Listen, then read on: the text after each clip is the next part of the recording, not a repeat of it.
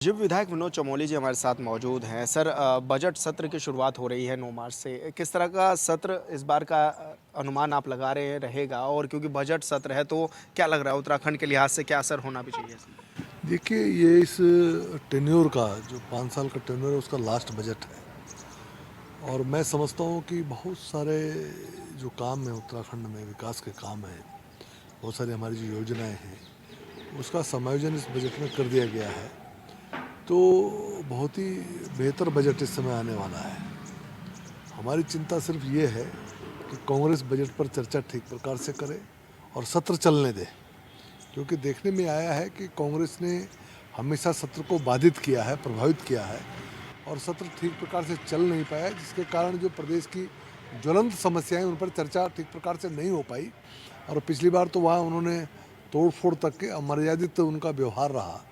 तो मुझे उम्मीद है कि कांग्रेस इस बार सत्र चलने देगी और ये बजट सत्र उत्तराखंड के लिए एक मार्गदर्शक बजट साबित होगा। सर क्या लग रहा है किस-किस तरह के प्रस्ताव इस दौरान आ भी सकते हैं? क्योंकि पर्यटक क्षेत्र भी है अपना और किसानों की भी टकटकी लगी ही है इस बजट पर कि उनके लिए भी कुछ खास हो। इस बजट में आपको क्या लगता है क्या होना भी चाहिए? देखिए, अवस्थापना सुविधाओं को लेकर इस बजट में प्रावधान होंगे, क्योंकि जिस तरह पर्यटक बढ़ रहा है और पहाड़ों पर आ रहा है, तो उसको लेकर हमारी भी चिंताएं बढ़ी हुई हैं, ताकि उनको हम बेहतर सुविधाएं दे सकें, एक सुलभ यात्रा उनकी रह सके। तो उसका इसमें प्रावधान रहेगा। कृषकों पर हमारा विशेष फोकस है कि हमारे छोटे और मंझोले किसान हैं उनको लाभ मिले, उस पर भी हम लोग काम करेंगे। और इसमें जो हमारा स्वास्थ्य है, शिक्षा है, लगभग हर क्षेत्र में हम बढ़ चढ़ कर इस पर बजट में हमने प्रावधान किए हैं। और पहले से बड़े साइज़ का ये बजट आने वाला है, जो अपने आप में जो मैं समझता हूँ। तो कुल मिला के बजट उत्तराखंड के लिए बेहतर साबित होने वाला है। सर कानून व्यवस्था को लेकर के लगातार विपक्ष आप लोगों को घेरने का काम कर रहा है। हाल फिलहाल में बड़ी रैली भी की थी और ये भी उम्मीद है कि इस बार विधानसभा सत्र के दौरान भी इन्हीं मुद्दों को उठाने का काम भी विपक्ष करेगा। क्या लग रहा है कि इसको लेकर किस तरह से आप लोग भी अपना पक्ष नहीं, रखेंगे? चर्चा करेंगे। विपक्ष बात कहेगा, हम भी अपनी बात कहेंगे, क्योंकि हमने पुलिसिंग को चाक चौबंद करने के लिए हम लोगों ने कई कदम उठाए हैं। वो उसका भी हम जानकारी सत्र में देंगे। उसके साथ साथ जो जो अपराध घटित हुए हैं, उन अपराधों का खुलासा हुआ है बाकायदा, अपराधी पकड़े गए हैं, जेलों में बंद हैं, तो वो भी हम लोगों ने किया है। तो कुल मिला के कोई विषय आएगा तो उसका जवाब दिया जाएगा। जी। सर सत्यापन अभियान भी क्योंकि अब चलने शुरू हो गए हैं हाल फिलहाल के जो इतनी घटनाएं हुई उसके बाद किस रूप में आप देखते हैं क्योंकि इतने सत्यापन अभियान जो चलाए जा रहे हैं लेकिन बावजूद इसके क्राइम बढ़ा। नहीं, सत्यापन चला है और अभी और तेज़ी से उसको आगे बढ़ा रहे हैं, उसका स्तर भी बढ़ा रहे हैं, व्यापक कर रहे हैं उसको। और इसके साथ साथ जो परिवार रजिस्टर की हमने बात की है, वो उत्तराखंड में देवभूमि परिवार रजिस्टर की जो बात हुई है, वो बहुत एक की रोल निभाएगा इस पूरे आगे की जो डेमोग्राफी चेंज के मामले में। तो हमारा लगातार ये कहना है कि यहाँ की डेमोग्राफी बदल रही है, जिसके कारण ये क्राइम भी बढ़ रहा है। और जब हम डेमोग्राफी पर चर्चा करते हैं, तो कांग्रेस हमेशा जो है ऐसे लोगों के पक्ष में खड़ी हो जाती है जो अपराध करते हैं। तो ये एक बड़ी समस्या है उत्तराखंड की, कि कांग्रेस सिर्फ राजनीति करना चाहती है, समस्याओं का समाधान नहीं करना चाहती। इस बार देखते हैं सत्र में उनका क्या व्यवहार रहता है। जी। सर क्योंकि चारधाम यात्रा भी जल्दी शुरू हो जाएगी उसके लिए भी डेट्स आ गई हैं उसको किस रूप में देख रहे हैं आप और पर्यटकों की सुविधाओं के लिए क्या कुछ कर रही है राज्य सरकार? देखिए, सरकार अपनी तरफ से तैयारियों में लगी हुई है और अभी हमको तो अगला कुंभ भी करना है, तो हम उस तैयारी में हैं। और आपने देखा पिछली बार भी हुआ है, बेहतर व्यवस्थाएं थी, बेहतर सुविधाएं थी, यात्री आए, उन्होंने अप्रिशिएट किया। आगे भी संभव तो उससे बेहतर होगा। हेली सेवा क्योंकि इस समय चलती है और एक देखा जाता है कि हर बार विवादों में भी रहती है कई लोगों की जान चल जाती है हेली सेवाओं में इस बार कैसे बेहतर करेंगे नहीं, सर? देखिए, हेली सेवा, दुर्घटनाएं घटती हैं, ऐसा नहीं कि कोई हमारे यहीं हो रहा है, दुर्घटनाएं होती हैं, लेकिन हमारा प्रयास रहता है कि दुर्घटनाएं ना हो और बेहतर यात्रा लोग सुविधाएं उसका हम उनको उपलब्ध करा पाएँ और लोगों की यात्रा सुलभ हो, सुरक्षित हो। धन्यवाद सर हमसे बातचीत करने के लिए विनोद चमोली जी हमारे साथ है जो कि तमाम विषयों पर हमारे साथ बातचीत कर रहे थे। हॉर्नबिल टीवी के लिए देहरादून से विशाल। उपनेता प्रतिपक्ष भुवन कापड़ी जी हमारे साथ मौजूद हैं। सर जिस तरह से बजट सत्र अब होना है क्या लग रहा है आपको कि सत्र की अवधि क्या वाकई बहुत कम मान रहे हैं आप लोग? देखिए, हम पहले दिन से जब से विधानसभा में हमने प्रवेश किया है और विपक्ष के रूप में कांग्रेस पार्टी अपना धर्म निभा रही है, तो हम पहले दिन से कह रहे हैं कि जो ये विधानसभा में पक्ष विपक्ष बनाया गया है वो इसीलिए बनाया गया है कि विधानसभा में विस्तार से चर्चा हो और प्रदेश के जो जन सरोकारों से जुड़े हुए मुद्दे हों उन पर बातचीत हो। लेकिन भारतीय जनता पार्टी सदन की अवधि लगातार कम करती जा रही है। जो विधानसभा संचालन नियमावली है उसमें लिखा है कि एक वर्ष में 60 दिन का विधानसभा का सत्र होना चाहिए और कम से कम 3 सत्र होने चाहिए। और उसके अलावा अगर पूरे देश का भी सर्वे होता है तो 25 से 30 दिन विधानसभा सत्र एवरेज सारे राज्यों में है, लेकिन हमारे राज्य में 8 से 9 दिन एक वर्ष में है। तो कहीं ना कहीं जो जन सरोकारों से जुड़े हुए मुद्दे हैं, जो जनता के मुद्दे हैं, वो भारतीय जनता पार्टी उनसे भागती हुई नजर आ रही है। और बजट सत्र आने वाले एक वर्ष का लेखा जोखा है और उस एक वर्ष में कैसे प्रदेश को आगे ले जाया जाए और बजट का आवंटन कहाँ कहाँ किस तरीके से होना चाहिए, इसकी चर्चा होती है। और हमारे जैसे बहुत सारे राज्य हैं, जैसे हिमाचल है, दिल्ली है, जहाँ बजट सत्र 3 हफ्ते चलता है और हमारे यहाँ 3 दिन में ख़त्म कर देते हैं। अगर आज आप देखेंगे कि 9 से 13 को जो इन्होंने बजट सत्र रखा है, तो 9 तारीख को कुछ नहीं होना, सिर्फ माननीय राज्यपाल का अभिभाषण होना है। उसके बाद 10, 11, 12, 13 4 दिन, जबकि 10 तारीख को माननीय गवर्नर के अभिभाषण पर चर्चा होगी। उस दिन भी कोई बजट से रिलेटेड मतलब नहीं है। तो 3 दिन में कैसे हम प्रदेश के, जो सरकार कह रही है कि 1,10,000 करोड़ का हमारा बजट है, कैसे 28 विभागों में 1,10,000 करोड़ के बजट का आवंटन आप 3 दिन में कैसे कर देंगे, कैसे संभव है? तो सभी जगह से जो है ये मांग है कि बजट सत्र को कम से कम 3 सप्ताह चलाया जाए, क्योंकि गवर्नर के अभिभाषण में 70 लोगों को बोलने का मौका दिया जाए कि सब लोग बोलना चाहते हैं और सबको मौका मिलना चाहिए, पक्ष के लोगों को भी, विपक्ष के लोगों को भी। उसके बाद बजट सत्र में सामान्य चर्चा में सबको मौका मिलना चाहिए। कम से कम 10-10, 15-15, 20-20 मिनट का समय तो एक व्यक्ति को सामान्य बजट की चर्चा में मिलना चाहिए। फिर विभागवार बजट की चर्चा में समय मिलना चाहिए। तो समय, कोई जल्दीबाजी तो है नहीं। सरकार का काम ही जो है बजट को सही तरीके से लगाना और कैसे हम राज्यों के आगे ले जाएंगे ये है, लेकिन सरकार इसके प्रति कभी गंभीर नहीं दिखती। तो हम तो आज भी मांग कर रहे हैं कि हमारे साथियों ने और हमने पहले ज्ञापन भी दिया है, मीडिया के माध्यम से भी कहा है कि बजट सत्र को 3 सप्ताह तक चलाया जाए। लेकिन हमेशा बीजेपी ये कहते हैं कि विपक्ष सत्र नहीं चलने देता। पिछली बार भी ये इस तरह के भी आरोप लगे थे आप लोगों पर कि आपने सत्र नहीं चलने दिया। अब आप बताइए कि प्रदेश में अपराध लगातार बढ़ता जा रहा है, लगातार लूट हो रही है, हत्याएं हो रही है, महिलाओं के साथ दुराचार हो रहा है, अपराध तेजी से जो है उत्तराखंड में बहुत तेजी से बढ़ रहा है। अगर सरकार कानून व्यवस्था पर प्रश्न को स्वीकार नहीं करेगी तो विपक्ष को क्या करना चाहिए?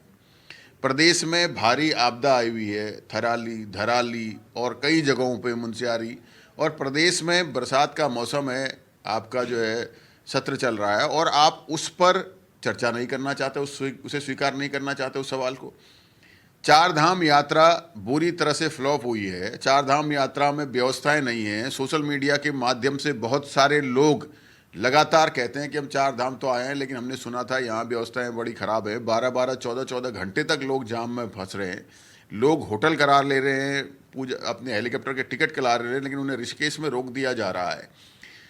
अगर 4 धाम पर चर्चा नहीं करेंगे तो क्या होगा? जब हम सरकार को जो ज्वलंत मुद्दे हैं उन मुद्दों पर क्वेश्चन लगाते हैं और सरकार उसे स्वीकारती नहीं है, तो विधानसभा सत्र के चलने का औचित्य क्या है? अन्य पूरक बजट को पास कर बजट को ठंडे बस्ते में डाल देना, ये अगर उद्देश्य सरकार का है तो फिर वो आरोप लगाए। सत्र चलाना सत्ता पक्ष का काम होता है, विपक्ष का नहीं। विपक्ष तो अपनी आवाज़ उठाएगा ही। हम आज भी कह रहे हैं, हम ये कानून व्यवस्था, भ्रष्टाचार जो है, 4 धाम यात्रा, आपदा, किसानों की समस्याओं पर, युवाओं की समस्याओं पर सवाल लगाएंगे, और अगर उन सवालों को स्वीकार नहीं किया जाएगा तो विपक्ष विधानसभा के अंदर क्या करेगा? सरकार क्यों इन संवेदनशील मुद्दों पर चर्चा करने से भागती है? क्यों नहीं सवालों को स्वीकार करती? सरकार को सवाल स्वीकार करना चाहिए और चर्चा करनी चाहिए। चर्चा के बाद जो निर्णय निकलता है उस पर काम करना चाहिए। तो सरकार काम से भी डर रही है, चर्चा से भी डर रही है। तो इसका मतलब कहीं ना कहीं सरकार के मन में डर है कि जो प्रदेश में व्याप्त भ्रष्टाचार है, जो लचर कानून व्यवस्था है, जो बढ़ता अपराध है, जो किसानों के साथ इनका रवैया है, जो किसान लगातार कर्जे में डूबता जा रहा है, जो युवाओं का रोजगार को बेचा जा रहा है, जो महिलाओं के साथ लगातार असुरक्षा प्रदेश में बढ़ रही है, जो स्वास्थ्य और शिक्षा की व्यवस्थाएं लचर हैं, इन पर चर्चा होगी तो सरकार की कलई खुलेगी। इसलिए सरकार भागती है। और हमारा पिछली बार भी हमने ये कहा था कि भाई आप कानून व्यवस्था पे चर्चा कराइए, आप भ्रष्टाचार पे चर्चा कराइए। अब सरकार स्वीकारेगी नहीं सवाल, तो विपक्ष के पास धरना देने के अलावा चारा क्या है, आप बताइए। अच्छा सर, मेरा एक सवाल ये है कि जिस तरह से अब जितना बजट है उतना ही कर्जा भी उत्तराखंड पे हो गया है। लगभग 1 लाख करोड़ का कर्जा जो है वो उत्तराखंड पर हो गया है इन 25 सालों में। और दूसरा, ग्रीष्मकालीन राजधानी है गैरसैंण। क्या राजधानी बनाने पर भी फोकस है कांग्रेस का भी? देखिए, सबसे बड़ी बात तो मैं ये कहूँगा कि राज्य का जो बजट है ये सिर्फ आंकड़ों का बजट है और कर्जा वास्तविक है। और ये कर्जा 25 सालों में नहीं हुआ है, ये कर्जा पिछले 9 साल में हुआ है। 17,000 करोड़ का 17 सालों में 37,000 करोड़ कर्जा था, वो बढ़कर 1,10,000 करोड़ हो गया इन 8-9 सालों में। 9 सालों में तो जो प्रदेश में कर्जा बढ़ा है इन 9 सालों में बढ़ा है, और इन 9 सालों में भी जो अधिकतम बढ़ा है पिछले 4 सालों में बढ़ा है। अगर सरकार अपनी इमेज ठीक करने के लिए, सिर्फ अपने को धाकड़ दिखाने के लिए 1,000 करोड़ से ज़्यादा विज्ञापन देगी और प्रदेश में जो योजनाएं सिर्फ कागजों में हैं उनका प्रचार प्रसार करने के लिए करोड़ों रुपया, सैकड़ों करोड़ रुपया उस पर खर्च करेगी, तो कहीं ना कहीं राज्य के ऊपर कर्जा तो बढ़ता ही जाएगा। सरकार ने ये गंभीरता से सोचना चाहिए कि सरकार अपने प्रचार प्रसार के लिए नहीं, बल्कि राज्य के हितों के लिए, राज्य को आगे ले जाने के लिए, राज्य के युवाओं को, राज्य की महिलाओं को, राज्य की व्यवस्थाओं को मजबूत करने के लिए होती है, जो सरकार कहीं करती हुई दिख नहीं रही। स्थायी राजधानी पर क्या कहना है? स्थायी राजधानी पर हम अभी विधायक दल की बैठक होगी हमारी 8 तारीख को, उस पर चर्चा करेंगे। जो विधानमंडल दल जो निर्णय लेगा उसके साथ हम लोग होंगे। 27 की क्या कुछ तैयारियां हैं? देखिए, 27 की तैयारियां तो जनता ने कर रखी है। कांग्रेस तो ठीक है अपनी तैयारी कर रही है, और कांग्रेस लगातार बीएलओ से लेके बूथ कमेटी से लेकर सब पर काम कर रही है, लेकिन असली तैयारी उत्तराखंड की जनता ने कर रखी है, भारतीय जनता पार्टी को बाहर का रास्ता दिखाने के लिए। इन 9 सालों में जितनी तेजी से भ्रष्टाचार हमारे प्रदेश में बढ़ा है, जितनी तेजी से अपराध हमारे प्रदेश में बढ़ा हुआ है, जितनी लचर कानून व्यवस्था हमारे प्रदेश में हुई, कानून के जो रक्षक हैं वही भक्षक हो गए, खुलेआम जमीनें जुतवा रहे हैं। जिस शासन प्रशासन का काम लॉ इन ऑर्डर बनाना है, वो लॉ इन ऑर्डर को ख़राब कर रहे हैं, और यूसीसी लाकर लिविंग रिलेशन जैसा कलंकित काम इस सरकार ने किया है। उत्तराखंड को, जिसे देवभूमि के रूप में जाना जाता था, जिसे पर्यटन भूमि के रूप में जाना जाता था, जिसे शिक्षा के लिए जाना जाता था, उसे आज लिविंग रिलेशन के लिए जाना जा रहा है। इस सरकार ने हमारी देवभूमि को कलंकित करने का काम किया है, तो उत्तराखंड की जनता बेसब्री से इंतजार कर रहे हैं। उत्तराखंड के युवाओं का रोजगार बेचने का जो कृत्य इन्होंने किया है, पहले तो कुछ ही माफिया होते थे, नए नए माफिया पैदा कर दिए इन्होंने, नकल माफिया पैदा कर दिए इन्होंने, धान माफिया पैदा कर दिए इन्होंने, खाद माफिया पैदा कर दिए। माफियाओं को पैदा करने वाली सरकार का इंतजार 2027 में उत्तराखंड की जनता कर रही है, और इन्हें बाहर का रास्ता दिखाने के लिए मन बना चुकी है। जी धन्यवाद सर, हमसे बातचीत करने के लिए भुवन कापड़ी जो हमारे साथ है, जो कि राज्य के तमाम विषयों पर हमारे साथ बातचीत कर रहे थे। हॉर्नबिल टीवी के लिए देहरादून से विशाल गर्ग। मुख्यमंत्री हरीश रावत जी हमारे साथ मौजूद हैं। सर, सबसे पहले तो 2027 को लेकर के किस तरह की पार्टी की रणनीतियां हैं और किस तरह से आप लोग अब जनता के बीच में भी अपनी जगह बना रहे हैं? सर, हमारी एक 3 सूत्री रणनीति है। पहली बात, हम संगठन और सहयोगियों को सक्रिय कर रहे हैं और उनको जोड़ रहे हैं और उन ज़्यादा गतिशीलता दे रहे हैं। दूसरा हमारा बिंदु है कि इस सरकार के खिलाफ जो सवाल है, ज्वलंत सवाल है, बेरोजगारी, महंगाई, महिलाओं पर बढ़ता अत्याचार, पलायन, ये मानव जंतु संघर्ष और सड़कें खराब पड़ी हुई है, कानून व्यवस्था की स्थिति ध्वस्त है, आदि आदि सब प्रश्नों को उकेर करके इन पर लड़ाई संगठित करना, और ताकि जो एंटी इनकम्बेंसी है सरकार के खिलाफ वो आगे आ सके, और जो ये मुद्दों को लगातार भटका रहे हैं, ये मुद्दों को भटका न पाए।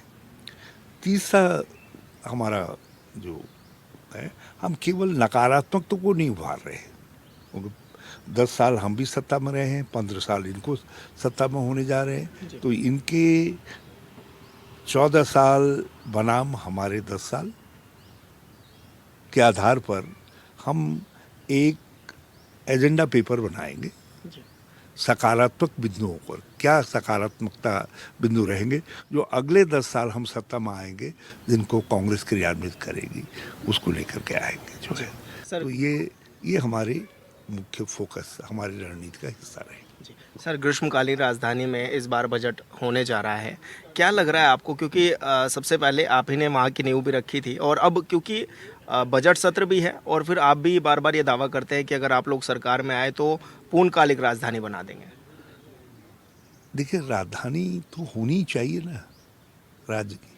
अस्थायी राजधानी है यहाँ, स्थायी राजधानी तो होनी, राजधानी तो हो, फिर उसके बाद जो और पुछला लगाना है वो बाद में देखा जाए। तो राजधानी ना रहना 25 साल बाद भी इस मामले को ये सेटल्ड हो जाना चाहिए। हमने कोशिश की थी 2017 में, लोगों से कहा था कि हमको अवसर दो, हम वाराणसी को जो है और गैरसैंण को राज्य की राजधानी के रूप में डेवलप करेंगे, इंफ्रास्ट्रक्चर बनाएंगे। और बल्कि विधानसभा भवन आदि, कुछ आवासीय भवन आदि हमने बना दिए थे और सचिवालय और कुछ आवासीय भवन बनाने के लिए हमने पैसा जमा कर दिया था। क्या हमारी सरकार के परिवर्तन हो गया?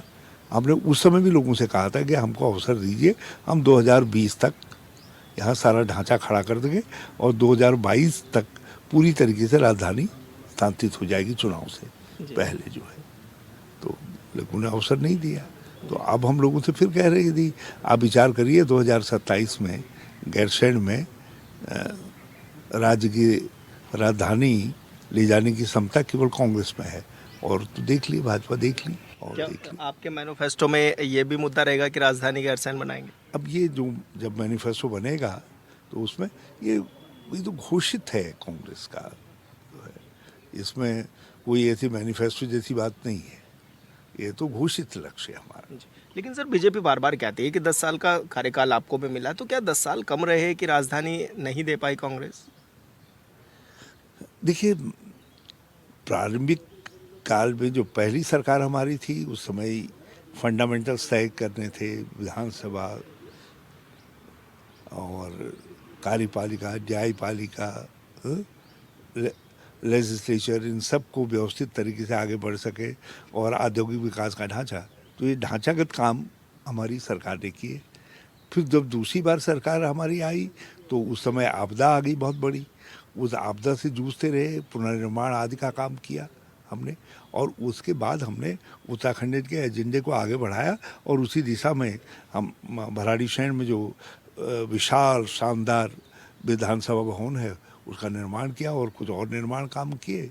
अब जितना पीरियड लोगों ने दिया, जितना उस समय संभव था वो हमारी सरकार ने किया, लेकिन भाजपा तो कुछ भी नहीं कर पाई। जी सर, भाजपा कह रही है कि ग्रीष्मकालीन राजधानी हम लोगों ने बनाई और कहाँ बनाई? कहाँ है ग्रीष्मकालीन राजधानी? ना बताओ ना, कोई ग्रीष्मकालीन चपरासी भी वहाँ नहीं बैठता है। वो कह दे ये ग्रीष्मकालीन चपरासी है, हम उसी को सरकार मान लेंगे। हम कोई तो बताए ना, बल्कि जो पहले बैठते थे वहाँ एसडीएम आदि, अब तो वो भी नहीं बैठ रहे हैं, उसके लिए भी लोगों को एजिटेशन करना पड़ा है। तो ये ग्रीष्मकालीन राजधानी भाजपा ने का पाखंड है, एक पाखंड से। हाँ, और जो कुछ हो गैरसैंण हो, फिर उसके बाद देखा जाएगा। सर क्योंकि लगातार जब चुनावी मुद्दे आते हैं तो इस तरह की बात भी होती है और पिछली बार भी एक खामियाजा आप लोगों को देखना पड़ा था, भुगतना पड़ा था मुस्लिम यूनिवर्सिटी का। इस बार भी पहले से पहले माहौल बनाया गया, उसको किस रूप में देख रहे हैं सर आप? आपके मुंह की खानी पड़ी, क्योंकि काट की हंडिया बार बार नहीं चढ़ती। एक झूठ फरेब था भाजपा का, न्याय झूठ फरेब था। किसी ने कभी कोई बयान नहीं दिया, कोई बात नहीं कही। ये तो भाजपा की रसोई में मुस्लिम यूनिवर्सिटी बनी है और उसी में परोस करके जनता को दे दिया गया और चुनाव का अपहरण कर लिया। तो आज उसी का दंड तो सारा उत्तराखंड भुगत रहा है। जो एक कुशासन है भाजपा का, वो कुशासन का दंश उत्तराखंड के लोग भी गुजरे थे, क्योंकि झूठ के आधार पर सरकार बनी थी। तो वो सरकार झूठ और फरेब के अलावा और क्या परोस सकती थी? तो इसलिए अब इस बार फिर भाजपा वही झूठ परोसने की कोशिश कर रही थी, लेकिन धौलास भूखंड में उनको मुंह की खानी पड़ी। अब लोगों को मालूम हो गया तो भाजपा बिल्कुल झूठ बोल रही थी। ये तो धौलास वाला मामला भी जिसको कह रही थी कि मुस्लिम यूनिवर्सिटी मिल गई, वो तो वहाँ तो पता चला कि वो जो ज़मीनें खरीदी हैं बेचारों ने ज़िंदगी भर की अपनी पूंजी लगा ले करके, जो लोग इधर उधर से आए थे, आर्मी से आए थे, दूसरी जगहों से आए थे, उनकी ज़मीनें खरीदी हुई है। उनको ज़बरदस्ती जो है मुस्लिम यूनिवर्सिटी की ज़मीन बता रहे थे भाजपा के लोग, मुख्यमंत्री ज़बरदस्ती मुस्लिम यूनिवर्सिटी बता रहे थे। जी सर, आपको नहीं लगता कि 1000 करोड़ से ज़्यादा का बजट के प्रावधान हर बार किए जाते हैं, उस बार भी ये कहा जा रहा है कि 10% और अतिरिक्त होगा, लेकिन उत्तराखंड पे जो कर्ज की बात करें तो उसकी बात कोई नहीं कर रहा है। कर्ज कितना हो गया उत्तराखंड पे? 1000 करोड़ का पहली कर्ज बात हो तो गया। ये है कि बजट वास्तविक क्या है, जी कितना खर्च हो रहा है। ये तो केंद्र की परियोजनाएं को जिधर उधर सब जोड़ करके एक भूकाल खड़ा किया गया 1 लाख करोड़ की बजट का जो है, जबकि हकीकत ये है कि वास्तविक बजट जो है उतना भी नहीं है जितना 2017 में हमारी सरकार के समय में था, उतना भी नहीं है वास्तविक बजट जो है। तब कितना था सर, थोड़ा बताएं। हमने जो है उस समय ये सब 68,000 रुपये सब मिला करके जो है 68,000 करोड़ रुपए का जो है हमारा बजट था जो है। ये उस समय जो है ये और उसके बाद इन्होंने जब भी बजट पेश किया ये खर्च ही नहीं कर पा रहे, ये तो 30% खर्च नहीं कर पा रहे उसका जो है। तो वास्तविकता और इनके बजट के जो आंकड़े हैं उनमें धरती आसमान का अंतर है। वास्तविक खर्च जितना ये कहते हैं उसका 30% नहीं। लेकिन सर कर्ज आज उत्तराखंड पे हो गया है लगभग 1000 करोड़ का भी। हाँ, ये बहुत बड़ी राशि है। हमारे समय में ये जब 38,000 करोड़ पहुंचा था तो उस समय भाजपा का बड़ा हल्ला था कि बड़ा कर्ज हो गया, बड़ा कर्ज हो गया, बड़ा कर्ज हो गया। आज जो है ये 1,12,000 14,000 करोड़ के करीब का कर्ज है राज्य के ऊपर, लेकिन कोई आवाज़ ही नहीं उठा रहा। जब 10 साल में इन्होंने कर्ज ही तो लिया है। सर मेरा एक सवाल ये भी है कि बीजेपी लगातार ज्वाइनिंग करा रही है, लोगों की बीजेपी में शामिल करा रही है। दूसरी तरफ वो ये भी आरोप लगाते हैं कि आज कांग्रेस के पास कार्यकर्ता नहीं रह गए हैं, वो सब बीजेपी में शामिल हो गए हैं। उनसे कह देना कि तुम्हारे वहाँ से बहुत बड़ी लाइन आ रही है भाजपा से कांग्रेस के अंदर सम्मिलित होने के लिए, और उसका सिलसिला हम प्रारंभ करने जा रहे हैं। दिल थाम करके बैठो, बल इंतज़ार करो। हम अभी बहुत जल्दी हम टेलर दिखाएंगे, उसके बाद फिर वास्तविकता भी दिखाएंगे। सर अंतिम सवाल मेरा ये है कि जिस तरह से शिक्षक संघ भी नाराज़ नज़र आ रहा था, थोड़े समय पहले आपने भी एक वीडियो देखी होगी, उमेश शर्मा काऊ के जो चहेते थे उन्होंने शिक्षक के साथ पिटाई की थी, मारपीट की थी, उसको आप किस रूप में देखते हैं सर, क्या कहेंगे? ये बहुत ही निंदनीय वो हुआ है और आपराधिक कृत्य है। किसी को भी कार्यालय में किसी अधिकारी को पीटना करना और मारपीट करना, उनका तो खून निकल रहा था और वो खुद कह रहे थे कि मेरे प्राण संकट में पड़ गए थे। तो ये चिंताजनक बात है। बल्कि अब जिस तरीके से मामले का ढकने की कोशिश हो रही है, हसब करने की कोशिश हो रही है, और चिंताजनक है। बल्कि आज खबर मैंने पढ़ी थी कि उनको 2 दिन का डायरेक्टर बना दिया गया है। तो लोग सवाल करेंगे कि भाई ऐसा बनाना तो ये कम से कम मारपीट से पहले बना देते। तो कहीं ऐसा तो नहीं है कि अपराधियों को बचाने के लिए सब हो रहा है? तो लोग अब कई तरीके के सवाल खड़े करेंगे। सर अंतिम सवाल बस मेरा ये है कि कुंवर प्रणव चैंपियन के बयान से लगातार सियासत में घमासान नजर आ रहा है, चाहे वो बीजेपी हो या फिर कांग्रेस। मैं इस सब प्रकरण को अपनी टिप्पणी के लायक नहीं समझता। हाँ, और ये इन चीज़ों से कोई गरिमा सार्वजनिक जीवन के लोगों की नहीं बढ़ती है। भाजपा जो है सतही चीज़ों पर लोगों का ध्यान भटकाना चाहती है। जो जनता के मुद्दे हैं, महंगाई, बेरोजगारी आदि आदि के, उनसे ध्यान हटकाने के लिए इस तरीके के मुद्दों को उछालती है। ये सब भाजपा का प्रपंच है। धन्यवाद सर, हमसे बातचीत करने के लिए। हरीश रावत जी हमारे साथ थे, जो कि राज्यों के तमाम विषयों पर हमारे साथ बातचीत कर रहे थे।